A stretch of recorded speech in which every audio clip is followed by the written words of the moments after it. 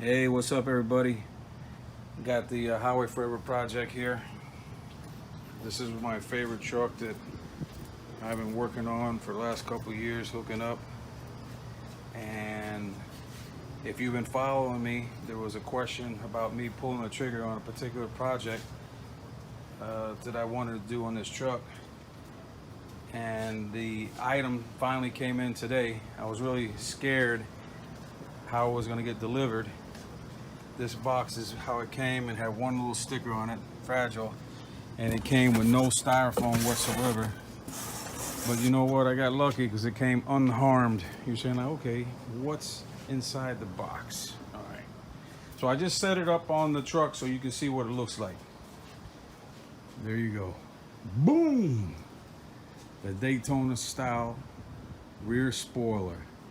Now it's going to work. The style of this is going to work for this truck the way that I got it hooked up. Can't say it's going to work for all trucks, but the spoiler itself doesn't sell for a second generation Dodge Ram. I'm going to show you the chart in a little while of the different measurements between the second generation, third and fourth generation Dodge Rams, and the difference was only a ½ inch. So I was happy to hear about that because I was getting ready to pay over $600 to have one shipped to me, and I just went ahead and paid only $200 for this one. I'll give you the information after the video, so if you're interested in getting it yourself. Now it's going to require a little bit of shaving because if you can see,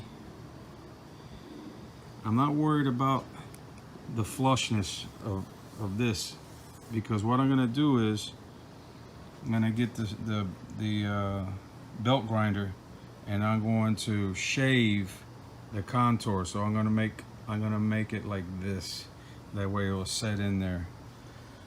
Same thing on this side, just going to do the contour like this all the way down so they can fit on there. And then I'm gonna paint it white, of course. So what do you guys think, man? Well, I'm gonna show you as soon as I hook this bad boy up. So I think the next video I'm gonna show you is me after I grinded it, so you can see what it looks like, and the process of me mounting it. And then I'll send it to the paint shop, have it painted, and then actually mount it and do a final video on it. All right, guys and girls, be cool.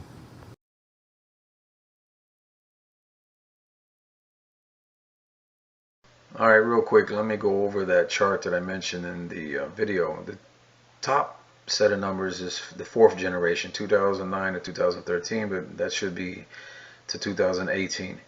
The third generation is 2002 to 2008, and the second generation is 94 to 2001. But you also have to include the 2002 1200 and 3500, because you know the body style for those two models didn't really change over until 2003.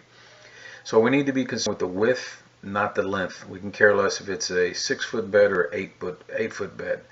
It's the width. If you look at the far right column, the inside box width is exactly the same for the second, third, and fourth generation.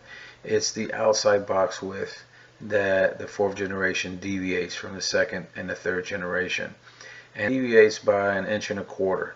So what I have to do is offset that 1.25 inches by 5/8 on one side and 5/8 on the other side. And the way that I'm going to grind the curvature in the bottom of the spoiler to fall down into the curve of the tonneau cover, the sides are going to be completely flush with the sides of the tonneau cover. You'll see. So stay tuned for the next video.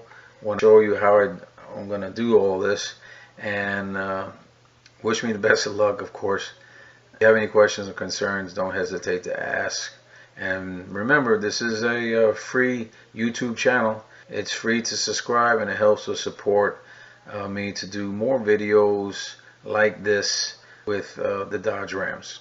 Alright, got any questions, concerns? Again, don't hesitate to ask. If I can answer them, I will. Take it easy.